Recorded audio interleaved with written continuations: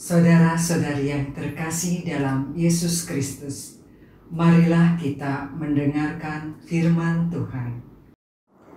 Bacaan pertama, pembacaan dari kitab Wahyu.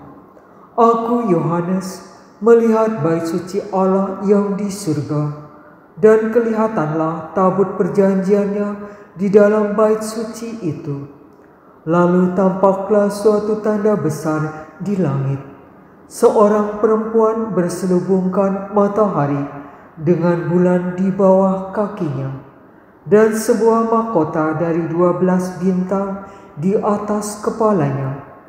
Ia sedang mengandung.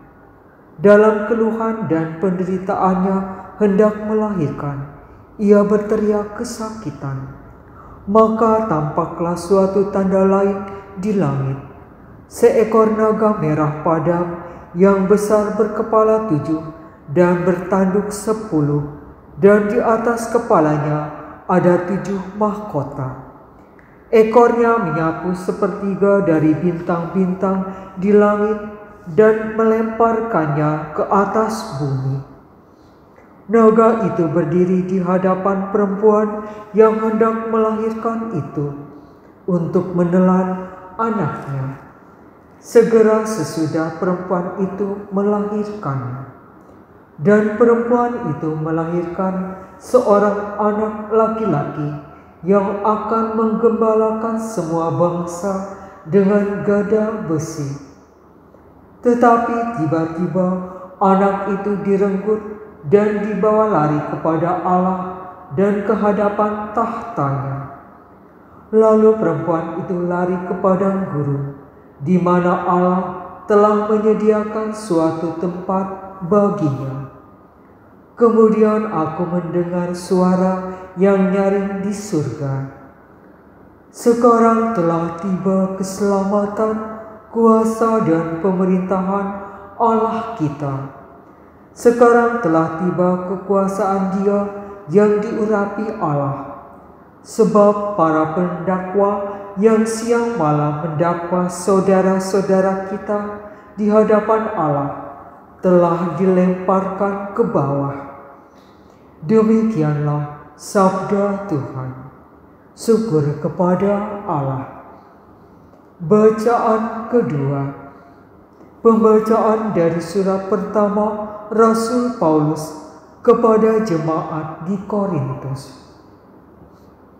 Saudara-saudara, Kristus telah dibangkitkan dari antara orang mati sebagai yang sulung dari orang-orang yang telah meninggal.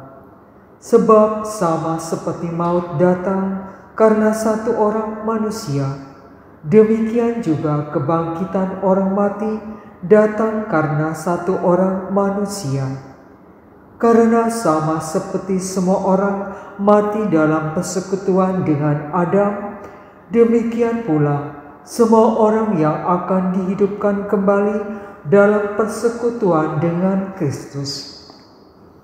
Tetapi tiap-tiap orang menurut urutannya.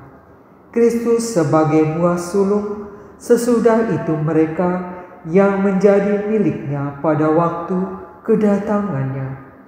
Kemudian tibalah kesudahan, yaitu bila mana Kristus menyerahkan kerajaan kepada Allah Bapa sesudah Ia membinasakan segala pemerintahan, kekuasaan dan kekuatan.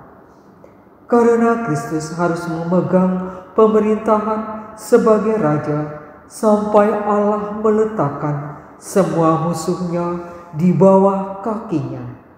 Musuh terakhir yang Ia binasakan ialah maut. Demikianlah sabda Tuhan. Syukur kepada Allah.